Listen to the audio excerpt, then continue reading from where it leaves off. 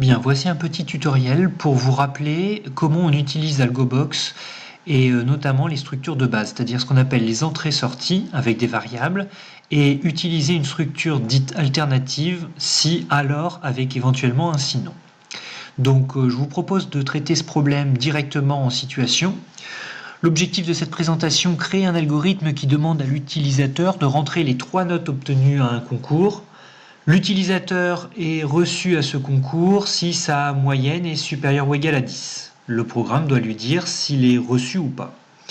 Donc, pour ce faire, on va traiter un problème dans lequel il va y avoir des variables, parce qu'on comprend bien que les 3 notes, ce n'est pas forcément les mêmes à chaque fois. Donc, dans un premier temps, il va falloir définir ce qu'on appelle les variables. Bon, on y réfléchit. Variable, s'il y a 3 notes, faut donner 3 noms de variables. Il y aura A, il y aura B, et il y aura C. Là, j'écris dans présentation d'algorithme, je peux mettre ce que je veux, c'est pas encore de la programmation elle aura lieu ici. Il faut réfléchir un petit peu plus loin. C'est pas tout d'avoir 3 notes. Manifestement, il va falloir faire un calcul de moyenne et ensuite tester cette moyenne. Donc, en tant que calcul de moyenne, ça a besoin d'être stocké dans une autre variable. Je rajoute une variable petit m. Donc, au final, 4 variables à traiter. Allons-y pour la programmation.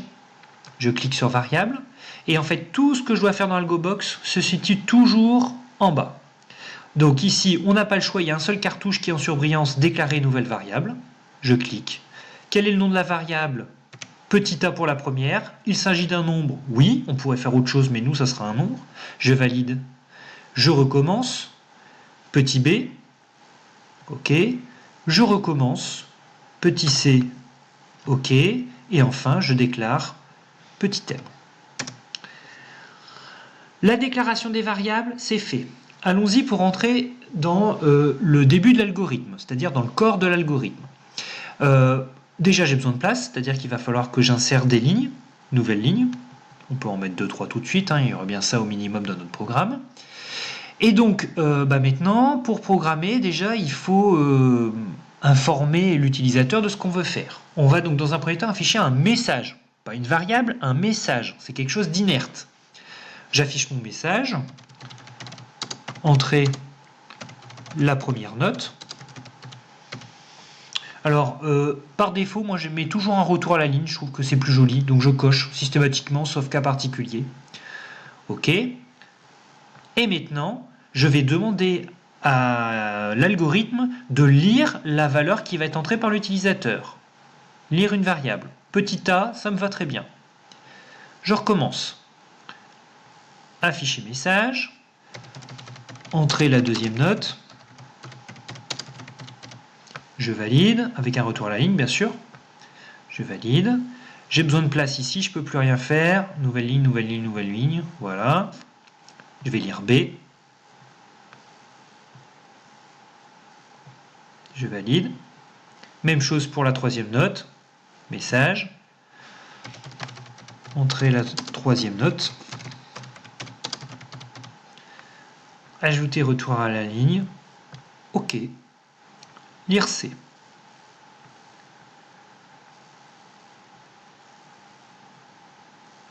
Retour à la ligne. OK. Bien sûr, lire n'importe quoi. J'ai une bêtise. Tiens, ça me permet de voir comment on fait pour revenir en arrière. Je me suis trompé, je clique sur afficher. Je supprime. Confirmer la suppression, oui. Et maintenant, je fais lire. Je me suis trompé. Très bien. Une erreur pédagogique. On va dire que c'était fait exprès. OK. Bien sûr, l'erreur maintenant, ça serait de lire M. Petit m n'est pas entré par l'utilisateur. Petit m est une moyenne qui est calculée par l'algorithme. Donc maintenant, on va effectuer ce calcul. Pour effectuer ce calcul, bien sûr, c'est une moyenne plate. A plus B plus C, l'ensemble divisé par 3. Je vais affecter une valeur à une variable. Donc la variable petit m va prendre comme valeur, attention, des parenthèses que vous oubliez souvent, A plus B plus C divisé par 3. Et je valide. Donc à cette étape-là du programme, ça y est, je connais ma moyenne. Si cette moyenne elle est plus grande que 10, alors le candidat est reçu. Sinon, il n'est pas reçu. Donc on voit bien qu'il y a une alternative. C'est ce qu'on appelle un si, alors, sinon. J'insère des lignes. Ma structure alternative, elle est ici. Ajouter si, alors. Moi, attention, sinon il est refusé. Donc vous voyez bien que je vais devoir avoir cette alternative qui apparaît. Donc je n'oublie pas de cocher le sinon. Maintenant ma condition. Je dois tester si ma moyenne petit m est supérieure ou égale à 10. Alors supérieur ou égal, vous voyez, vous avez des z qui sont notés ici, c'est supérieur égal. Supérieur égal à 10. Et je valide. Avantage, AlgoBox vous prépare toute la structure. Il n'y a plus qu'à compléter ce qui manque. Si m est plus grand que 10, à ce moment-là, on va dire que le candidat est reçu. Donc cette fois-ci, j'affiche un message. Afficher le message, le candidat est reçu. Ajouter retour à la ligne. Sinon, ça veut dire que ma moyenne est strictement inférieure à 10. Le candidat est recalé. J'affiche le message. Le candidat est recalé. Vérification, est-ce que ça fonctionne? Alors j'ai mis des lignes en trop, je peux peut-être les supprimer. Je supprime, oui, je supprime, oui, je supprime, oui. C'est parti, je teste mon algorithme. Je lance mon algorithme. Entrer la première note. On va dire qu'il a obtenu 8. Je valide. Entrer la deuxième note. Disons qu'il a obtenu, pile poil la moyenne, 10. Entrer une troisième note, il a bien réussi, il a eu 13. Je valide. Le candidat est reçu. Oui, effectivement, parce que la moyenne, à ce moment-là, on comprend bien qu'elle sera plus grande que 10. Même chose, s'il échoue, il a eu, 9. 9. Donc 9 de moyenne. Le candidat est recalé. Alors vous voyez, ce qui est frustrant là-dedans, c'est qu'en fait, on n'a pas la moyenne qui apparaît. Donc on voudrait bien avoir le résultat de notre calcul. Pas de problème.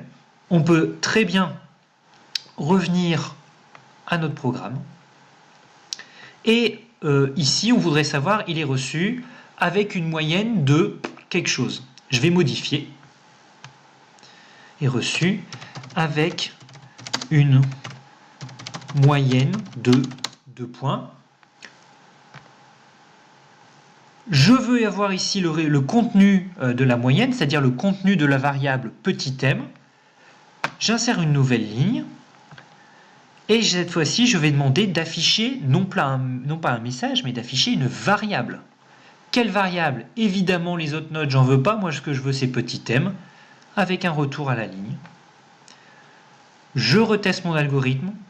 Je lance mon algorithme. Je reprends la première situation. Il a obtenu 8, il a obtenu 10, il a obtenu 13. Je valide. Le candidat est reçu avec une moyenne de 10,33. Ça fonctionne. À partir de ça, on peut faire tout un tas de trucs. En l'occurrence, on peut, encore une fois, par exemple, si imaginons il passe l'oral entre 8 et 10 et il est recalé plus petit que 8, on va pouvoir, à l'intérieur du sinon, mettre un si. Donc ça, je vous laisserai le découvrir, il faudra expérimenter, mais en tout cas, les structures de base, elles y sont. Bon courage pour la suite du travail.